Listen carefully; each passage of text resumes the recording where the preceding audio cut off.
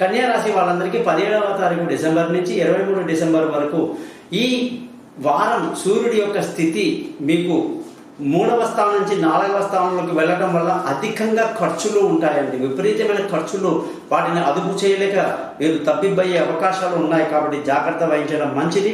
రాసిన పుస్తకాల్లో చేతికి అందుతుంది. కుటుంబంలో సంతోషాన్ని కలిగి ఉంటారు. పిల్లల యొక్క చదువుల్లో పురోగతి బాగా కనిపిస్తుంది. బంధువులు, స్నేహితుల సహాయ సహకారాలు చాలా బాగుంటాయి. చిన్ననాటి స్నేహితుల పలకరింపులు మీకు ఎంతో ఆనందాన్ని కలిగిస్తుంది. విలువైన వస్తువులు, భూములు, వాహనాలు, ఇతరత్ర ఏదైనా సరే కొనడానికి మీ జాతకంని బాగా పరిశీలించి ఆ తర్వాత ఇన్వెస్ట్ చేయడం మంచిది. లేకపోతే తీవ్ర నష్టానికి గురయ్యే అవకాశాలు ఉన్నాయి. తల్లి ఆరోగ్యం పట్ల కూడా శ్రద్ధ వహించాలి. సంతానం విషయంలో తొందరపాటు పనికిరాదు. కాస్త జాగ్రత్తలు తీసుకుంటే విదేశాలకు వెళ్ళే వాళ్ళకి మంచిది. దూర ప్రయాణాల్లో జాగ్రత్తలు తీసుకోవాలి. అలాగే కొన్నిసార్లు తెలియతొక్క నిర్ణయాలు తీసుకుని ఇబ్బంది పడే అవకాశం లేకపోలేదు సార్.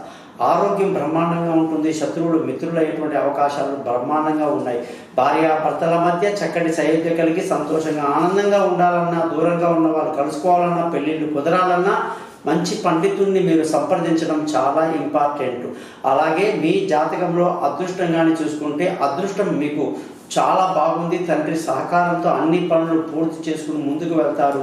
అదృష్టవంతులు అవుతారు. ఉద్యోగస్తులందరికీ చక్కటి కబుర్లు ఉంటాయండి. ఈ వారంలో మీరు అనుకున్న విధంగా మీకు పై అధికారుల ప్రశంసలు లభించడం, కీర్తి ప్రతిష్టలు పెంచే విధంగా మీరు పని అందరి చేత శభాష్ అనిపిస్తుంది.